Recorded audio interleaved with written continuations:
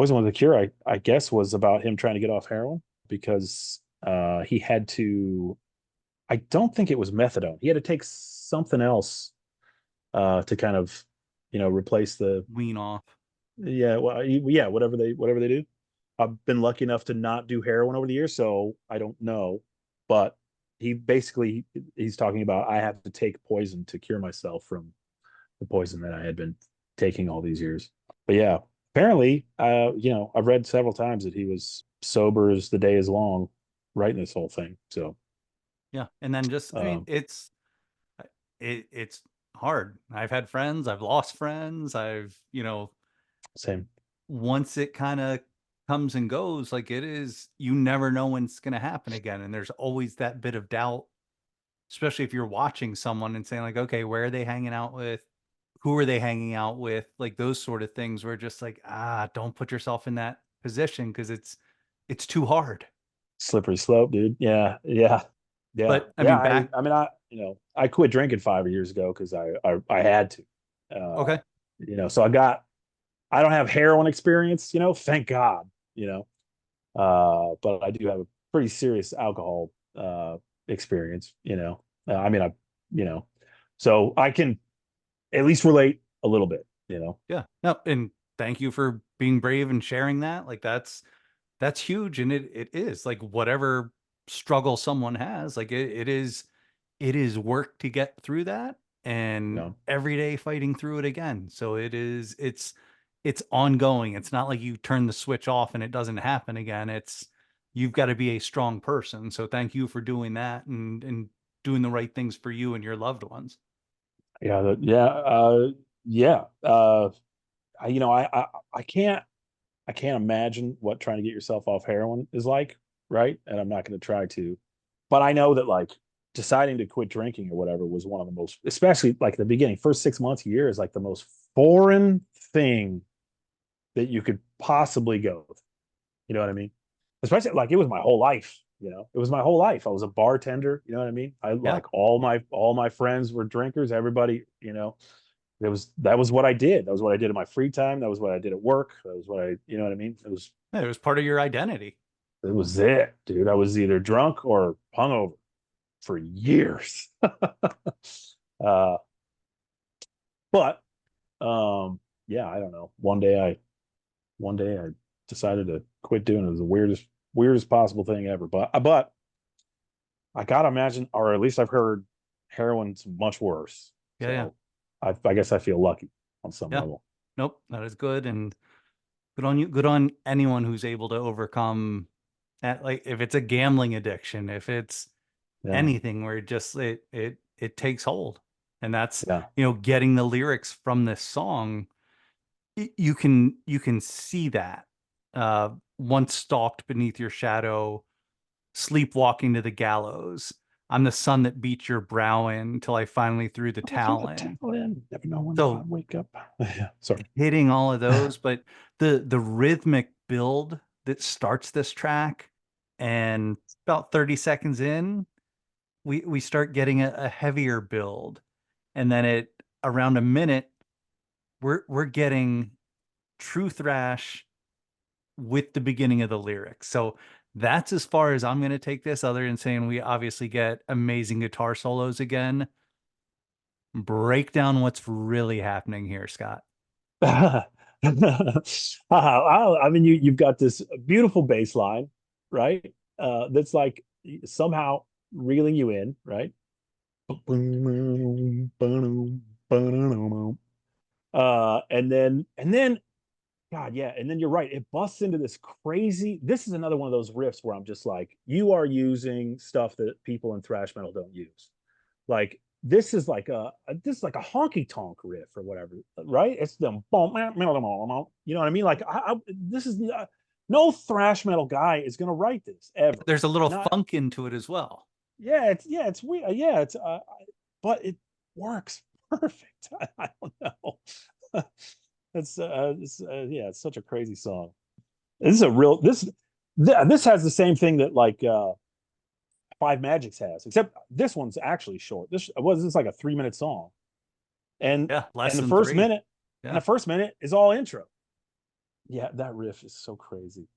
It's like, I don't know this for sure, but like I think it's like it's the real blues scaly, right? But he's playing it so fast it's hard to tell, right? I Yeah. no thrash. I'm just saying, like no, never gonna hear anything like that from a typical thrash metal band. You're just not going to. You never have, and prior and then after. No one's writing. So is No one's writing. this, are you saying so even with Dave and Marty and all of them, is this the height? Is this, hey, Oh, this is this the hype. can't be replicated? You know, you can have great albums afterwards, but you can't match this again. Yeah, 100%. He never. What does he have? Well, this came out in '90, so what? We got 34 years ago. You know what I mean? And he has a dude. He like I think after this album, how do you come out with an album and then come out with another one, right? Which I think is why Countdown to Extinction sounds the way it is, because there's like, dude, the riff percentage went down like 90% on Countdown to Extinction. I don't know if you're familiar with Countdown to Extinction, but basically it was like, hey, will you please put me on the radio now? Okay. I paid my dues.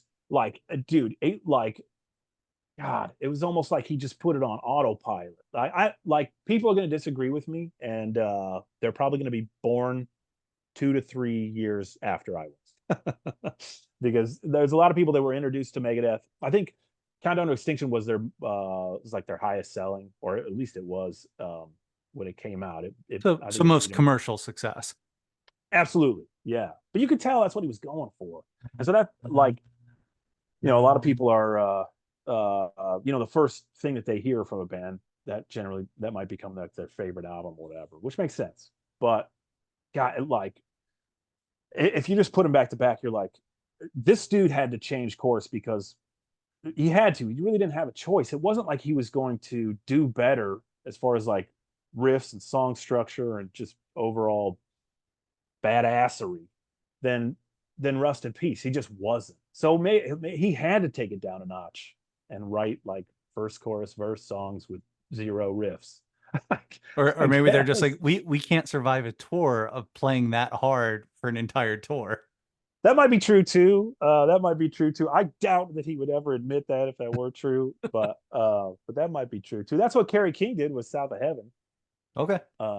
He was like, dude, like Rain and Blood is one of their biggest albums, right? But it's fast as hell all the way through, and it's incredible. I don't even think that album's 30 minutes because every song is just, it's just, the best shit packed into really tiny little Yeah, it's tight. packages. Yeah. And then South of Heaven has got all these like slower songs. It's a fantastic album. They did a really good job slowing it down, in my opinion. But he was like, man, it's like he was like, South of Heaven. I think I don't quote me, right? This is I'm paraphrasing here or whatever, but yeah, I think he was like, man, like we need something to mix up our live set because if you're just playing fast song after fast song over and over again, it's Yeah, kind of like, all right, because then their you know, shows are only 30 minutes long, right? yeah, it's yeah, it's like give us something else, right? Yeah, but yeah, Poison was a cure. Yeah, he's like, yeah, he goes into that crazy honky tonk riff or whatever the hell you want to call that, and then and he's just ripping off lyrics, super fast too. Let me remind myself of the end. God, it's so good. Yeah, and then it's just solo fest towards the end. Another one of those. It just ends on a solo fest. It's fantastic. And it's fun. And I can see this being an album that someone who needs music, like there are certain things where if I'm writing or designing, I need this hip hop album or style, or I know I need to put on Rise Against, or like this calms me, where other people are like, oh my God, what are you doing with all that noise right now? And it's just like, no, no, Mhm. no. This like puts me in my cool me space right here. Yeah. Like literally every single note on this album, like puts me in feeling zone, dude. Like I feel it so hard. Like if it's a good thing we're not listening to this album while we talk because I wouldn't be able to talk to you. There's a handful of albums like that. Like Yeah, my wife and I tried to have dinner the other day, and we put on this is complete left turn, but Tears for Fears, Songs from the Big Chair is one of my favorite albums. It's one of the reasons I like metal, or I like music. Period. That came out when I was in third grade. We tried to put that on while we were eating dinner, and she was like, "We have to turn this off. I can't even talk to you." You know, You're just in the music. I'm just in the zone, Well, dude. and they're You such a know, great band too. And like, God, that album is great. they're Yeah, the new album that they did after the pandemic was unbelievable. yeah. They haven't hit me as hard as they hit me with Songs from the Big Chair, but and I wanted to like it really bad. And a lot of it was about his wife dying of alcoholism.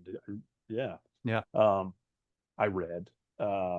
So that made me really want to, but I couldn't really sink my teeth into it. I Okay. tried, but Fair enough. that's just I can me. put that on at any moment and just let it ride at this Oh point. shit. So yeah, Yeah.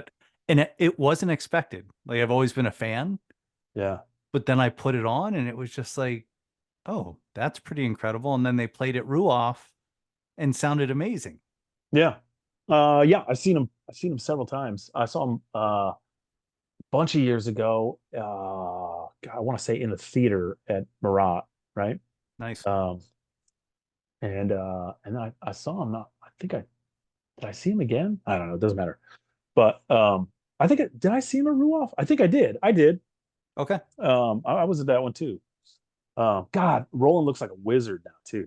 He looks amazing. Yeah. Yeah. No, He looks like it's like Gandalf. Thanks for Tears for Fears now. the White Wizard of Tears for Fears. And Yeah. we go from the White Wizard of Tears for Fears to track 6, Lucretia. Yeah.